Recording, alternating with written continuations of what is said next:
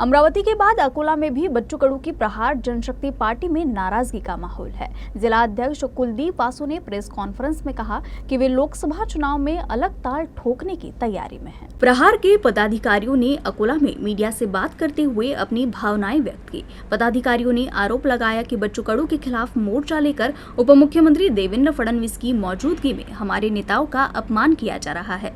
महायुति का घटक दल होने के बावजूद अकोला में महायुति के उम्मीदवारों और नेताओं के साथ बुरा व्यवहार किया जा रहा है।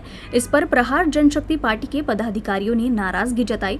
अकोला जिले की कार्यकारिणी की बैठक में महायुति में नेताओं की भूमिका पर नाराजगी जताते हुए लोकसभा चुनाव के दौरान क्या भूमिका निभानी है, इस पर चर्चा हुई। बच्चू कडू को स्थानीय पदाधिकारियों द्वारा लिए गए निर्णय की जानकारी दे दी गई है और वे जो आदेश देंगे उसी के आधार पर प्रहार की भूमिका तय की जाएगी।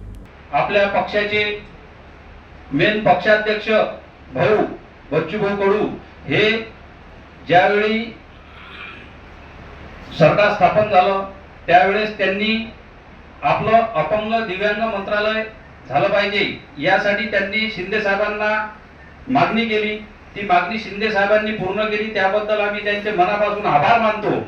पण त्याचा गैरफायदा हा बीजेपीने नेहमी घेतलेला आहे की बच्चूभाऊ बद्दल तिचे जे स्थानिक लोकप्रतिनिधी अपक्ष म्हणून आतापर्यंत मिरवत होते ते म्हणजे अमरावतीत आता उभे केलेल्या खासदार नवनीत राणा आणि रवी राणा यांनी भाऊ बद्दल नको त्या शब्दात 2 ते 2.5 वर्षात वक्तव्य केली। पण ते बीजेपीचे नाहीत हे समजून आम्ही त्यांना सोडून देत होतो। आता ते बीजेपी पुरस्कृत आहेत, बीजेपीच्या त्या उमेदवार आहेत आणि आता देवेंद्रजी फडणवीस त्यांचे सर्व जे नेते मंडळी आहे ते स्टेजवर असताना सुद्धा भाऊवर चिखलफेक करतात।